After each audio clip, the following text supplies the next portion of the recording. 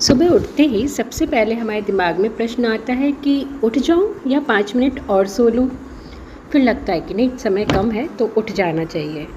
उठने के बाद में जैसे ही किचन में एंटर होते हैं तो पहला प्रश्न होता है, आज नाश्ते में क्या बनाना है, आज बच्चों को टिफ़िन में क्या बांधना है, और पापा मम्मी के लिए, सास ससुर के लिए आज क्या बनाना है। यानी पहला निर्णय आपने वहाँ पर लिया कि उठना है कि सोना है। दूसरा निर्णय अब आप नाश्ते के टाइम ले रहे हैं कि किसके लिए क्या नाश्ता बनेगा। हो सकता है आपके इन लॉज़ के लिए आप दलिया बना रहे हैं और अपने बेटे के लिए आप आलू का पराठा बना रहे हैं, और हस्बैंड को शायद ओट्स चाहिए तो उनके लिए आप वो बना रहे हैं। ये काम हुआ और इसके बाद में फिर आप सोचने लगे कि बर्तन अभी करने हैं या बाद में करूं, पहले लंच की तैयारी कर लूं। फिर यहाँ पे फिर आपने एक और निर्णय लिया। वो निर्णय लेने के बाद आपको दिख गया कि थोड़ी डस्टिंग कर लेती हूँ या पौधों में पानी डाल लेती हूँ। फिर आपने सोचा पहले डस्टिंग करके आऊँ फिर पौधों में पानी डाल लूँगी। यानी फिर आपने एक निर्णय लिया। तो सुबह से लेके और विदिन 2 और 3 आवर्स आप लगभग 10 से 15 निर्णय ले चुके होती हैं।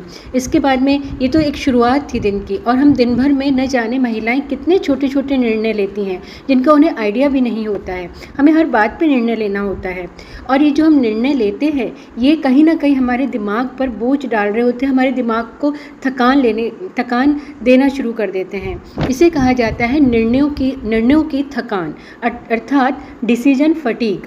तो जब हम बहुत ज़्यादा एक के बाद एक निर्णय लेते चले जाते हैं तो कहीं ना कहीं दिमाग की जो क्षमता है वो थोड़ा विचलित होने लगती है, और जैसे ही हम रात तक आते हैं तो हम बुरी तरह से थक जाते हैं, और हमारा जो मन होता है वो कहीं ना कहीं किसी भी चीज़ में लगना बंद हो जाता है, और हम सिर्फ चुपचाप बैठना या फिर अपने आप को मोबाइल की रील में खपा देना पसंद करने लगते हैं। तो ये एक सिलसिला है, ये एक हम कह सकते हैं लूप है। तो इस लूप से बचने का तरीका क्या है, अपने आप को रिफ़्रेश करने का तरीका क्या है कि कई बार कुछ निर्णय जो हैं वो आप लेना बंद करें। कुछ छोटे छोटे निर्णय आप दूसरों पे भी डालें कि इसका, जैसे छोटे बच्चे हैं वो आपके पास आए कि मम्मी खेलने जाना है, कौन सा टी शर्ट पहनूं। अब वहाँ पे ये छोटा सा निर्णय है, लेकिन इस निर्णय की जिम्मेदारी आप अपने बच्चे को ही दीजिए, ताकि वो, इससे 2 फ़ायदे होंगे। एक तो आप जो है वो थोड़ा सा रिलीफ होंगी, दूसरा आपका बच्चा जो है वो खुद निर्णय लेने की क्षमता का विकास जो है वो उसमें होने लगेगा।